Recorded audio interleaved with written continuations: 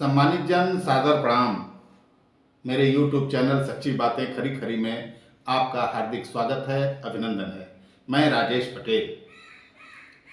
आज मैं आपको एक ऐसे IPS की कहानी सुनाने जा रहा हूं कि जब वो रिटायर हो जाता है तो उसके लिए कानून, व्यवस्था, नियम कोई मायने नहीं रखता है, क्योंकि उसके कंधे पर अब अशोक चक्र और पुलिस का स्टार नहीं है। अब उसने भगवा गमछा ओढ़ लिया है, इसलिए उसको सड़क पर कानून की खिल्ली उड़ाने का खुला अधिकार मिल चुका है। वो पुलिस वालों को भी कुछ नहीं समझता। जिस स्थान पर वो अफसर IG रहा हो, उसी स्थान अपने पूर्व के मातहतों के साथ वो कैसे पेश आता है और उसकी मौजूदगी में भीड़ गोली मारो कैसे चिल्ला रही है, इसी की एक मैं आज स्टोरी आपको सुनाने जा रहा हूं। उम्मीद है कि आप इस पर मंथन करेंगे कि देश किधर जा रहा है, नौकरशाह कैसे हैं। जब वो रिटायर होने के बाद भगवा गमछा ओढ़ लेते हैं, तो जब उनकी करतूत सामने आती है तो अचानक दिमाग में ये बात घूमने लगती है कि ये जब नौकरी में रहे होंगे तो किस तरीके से न्याय करते रहे होंगे। बात मैं प्रयागराज के पूर्व IG KP सिंह की कर रहा हूं। मेरी बात सुनने के पहले ये वीडियो आप देख लें। ये विश्व हिंदू परिषद के कार्यकर्ता हैं और इन आंदोलन करने वाले कार्यकर्ताओं का नेतृत्व कर रहे हैं पूर्व police IG KP Singh ji. Bulldozer के नीचे चश्मा लगाए, गेरुआ रंग का हाफ कुर्ता पहने जो शख्स दिख रहे हैं वही KP सिंह हैं।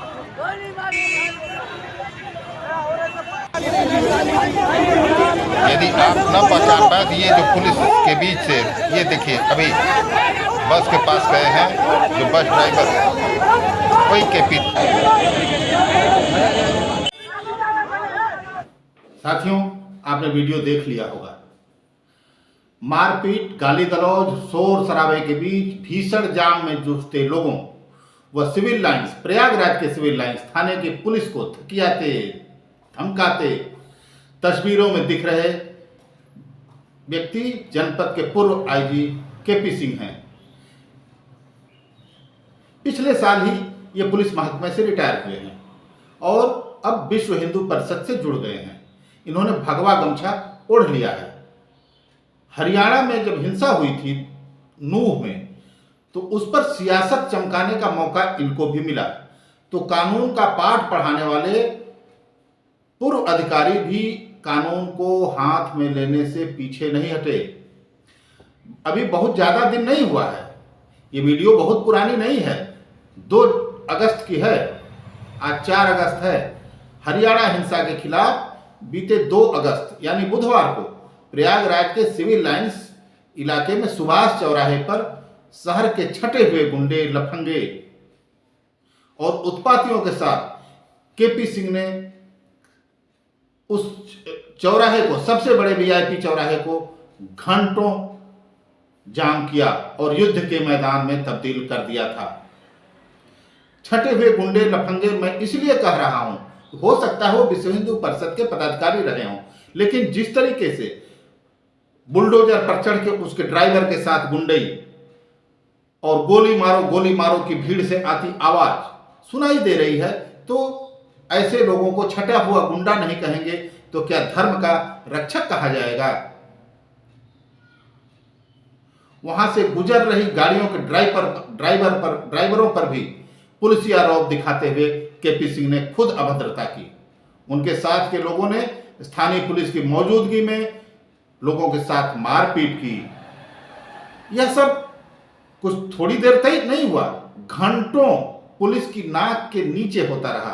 पुलिस खड़ी रही, लेकिन क्या करे, उसके एक पुराने अफसर जो खड़े थे, अभी साल भर 1.5 साल पहले ही वो प्रयागराज के IG रहे, जिनके सामने वो सैल्यूट ठोंकते थे, उनको कैसे मना कर सकते थे? सड़क जाम करना, सरकारी काम में बाधा, लोगों के साथ मारपीट, शहर का माहौल खराब करने की पूरी कोशिश वहां पर की गई, लेकिन अभी तक शायद कोई मुकदमा दर्ज नहीं किया गया। मैं थोड़ा केपी सिंह के बारे में बता देना चाहता हूं कि किस तरह के अफसर रहे हैं। 2021 अक्टूबर में अयोध्या स्थानांतरित होने के पहले आईजी केपी सिंह ने अपने 34 साल के सेवा काल में आधा से ज्यादा समय प्रयागराज में गुजारा है। वहीं पर विभिन्न पदों पर सेवा करते रहे। 2 बार कुंभ के आयोजन में भूमिका निभाई, लेकिन जब अखाड़ा परिषद के महंत की मौत हुई संदिग्ध परिस्थितियों में, तो मठ से रिश्तों को लेकर वह विवादों में घिर गए थे। 2002 में वह स्टेट पुलिस से आईपीएस में प्रोन्नत हुए थे। वो पीपीएस से थे। 2012-13 के कुंभ में उनकी भूमिका को देखते हुए 2019 के कुंभ में भी उन्हें ही कमान सौंपी गई। उन्होंने कुंभ का सफलतापूर्वक आयोजन कराकर तारीफें भी बटोरी, लेकिन कुछ कारणों से विवादों में घिर गए। 34 वर्षों के सेवा काल में 18 साल 7 महीने और 8 दिन प्रयागराज में तैनात रहने को लेकर भी उनकी काफी चर्चा होती रही। लग रहा था कि वह आईपीएस न होकर या यूपी कैडर उनका न होकर वो प्रयागराज कैडर के अफसर बन गए हैं। उनके बारे में चर्चा तब और तेज हुई जब अखाड़ा परिषद के अध्यक्ष महंत नरेंद्र गिरी की मौत हुई। उनके व मठ के रिश्तों को लेकर सवाल उठे। कभी महंत के साथ ही उनके बेहद करीबियों में शुमार आनंद गिरी की ओर से जो आरोप लगाए गए थे, उनमें इनका भी नाम था। इनका नाम विवादों में रहा।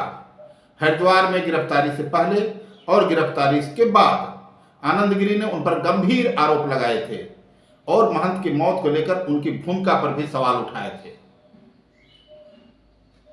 दुनिया के सबसे बड़े धार्मिक आयोजन की जिम्मेदारी संभालने के बाद साधु संतों व अखाड़ों से उनका लगाव जाहिर सी बात है बढ़ेगा ही, बढ़ा था। लेकिन बाघंबरी मठ, हनुमान मंदिर और महंत नरेंद्र गिरी से करीबी को लेकर वह खासा चर्चा में रहे। मठ से उनकी करीबी का अंदाज इसी बात से लगाया जा सकता है कि महंत की संदिग्ध हाल में मौत की सूचना भी शिष्यों और सेवादारों ने स्थानीय पुलिस से पहले इन्हीं को दी। मतलब थाने को पहले नहीं दी, इलाकाई थाने को, जो लोकल थाना है, सबसे पहले इनको उसकी सूचना दी गई। इससे पहले निरंजनी अखाड़े के सचिव आशीष गिरी की संदिग्ध हाल में मौत के मामले में भी मौके पर सबसे पहले पहुंचने वाले पुलिस अफसरों में केपी सिंह ही शामिल थे। मैं आपको बता दूं कि वो कब कब प्रयागराज में रहे। 16 अगस्त 1991 से 20 जनवरी 1994 तक।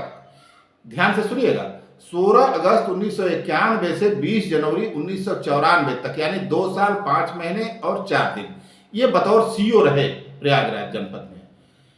8 मई 1995 से 28 मई 1997 तक, यानी 2 साल 20 दिन पुलिस हेडक्वार्टर में सीओ रहे। 16 जुलाई 2004 से 31 जनवरी 2006 तक, यानी 1 साल 5 महीना और 15 दिन ये एसपी यमुना पार रहे। 31 जनवरी 2006 से 4 फरवरी 2009 तक कुल 3 साल 4 दिन तक एडिशनल एसपी पुलिस मुख्यालय रहे।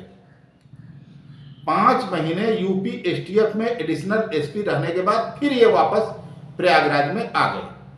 तो 25 जुलाई 2009 से 16 अप्रैल 2011 तक 1 साल 8 महीने 21 दिन इंटेलिजेंस यूनिट में एडिशनल एसपी रहे। 2012 में 9 महीने यानी 23 जून 2012 से 25 मार्च 2013 तक ये कुंभ एसपी रहे। 25 मार्च 2013 को कुंभ खत्म होने के अगले ही दिन पुलिस मुख्यालय में एसपी कार्मिक बना दिए गए। 21 सितंबर 2015 तक, यानी 2 साल 5 महीने 27 दिन तक ये एसपी कार्मिक रहे पुलिस मुख्यालय में। आईपीएस बने तो 10 फरवरी 2016 से 28 अप्रैल 2017 तक, यानी 1 साल 2 महीने 18 दिन एसपी जीआरपी रहे इलाहाबाद में ही। एसपी जीआरपी से 4 महीने 5 दिन इलाहाबाद से सटे फतेहपुर में बतौर एसपी, मतलब इलाहाबाद और फतेहपुर। फिर 26 सितंबर 2017 से 1 साल 3 महीने 23 दिन, यानी 18 जनवरी 2019 तक इलाहाबाद में पीएससी कमांडेंट बन गए रहे। 2019 कुंभ से पहले 19 जनवरी 2018 से एसपी कुंभ मेला, 1 जुलाई 2019 तक, यानी 1 साल 5 महीने 11 दिन तक ये प्रयागराज में ही रहे। डीआईजी बनने पर पुनः 2 जुलाई 2019 को डीआईजी रेंज प्रयागराज बनाए गए। 1 जनवरी 2020 को प्रोन्नति के बाद डीआईजी रेंज प्रयागराज बनाए गए। प्रयागराज में डीआईजी रेंज नहीं, आईजी रेंज प्रयागराज बनाए गए। 1 जनवरी 2020 को वो प्रोन्नति मिली, उसके बाद प्रयागराज में ही आईजी रेंज बना दिए गए। प्रयागराज रेंज में 2 साल 3 महीना रहते हुए वो 5 साल बाद अयोध्या स्थानांतरित किए गए और वहां से सेवानिवृत्ति हो गई। लेकिन कहानी अभी यहीं पर खत्म नहीं होती है। इसके बाद सेवानिवृत्त होने के बाद इन्होंने विश्व हिंदू परिषद ज्वाइन कर ली। विश्व हिंदू परिषद ने इनको अहम जिम्मेदारी दी, काशी प्रांत का अध्यक्ष बना दिया। उसी के बैनर तले ये 2 अगस्त को प्रयागराज के सुभाष चौराहे पर, सिविल लाइन्स इलाके में सुभाष चौराहे पर प्रदर्शन कर रहे थे। इनके साथ ये खुद भगवा गमछा ओढ़े थे, इनके साथ भी भगवाधारियों की भीड़ थी। ये विरोध प्रदर्शन किस लिए था? हरियाणा के नूह में जो हिंसा हुई थी। लेकिन विरोध प्रदर्शन शांतिपूर्वक न होने के बजाय एक पुलिस अधिकारी द्वारा किस तरीके से किया गया ये आप वीडियो में देख चुके हैं। इसमें कुछ लंपट किस्म के लड़के गोली मारो भी चिल्ला रहे हैं। क्या एक आईपीएस, चाहे भले ही पूर्व हो, उसकी मौजूदगी में इस तरह का प्रदर्शन होना चाहिए?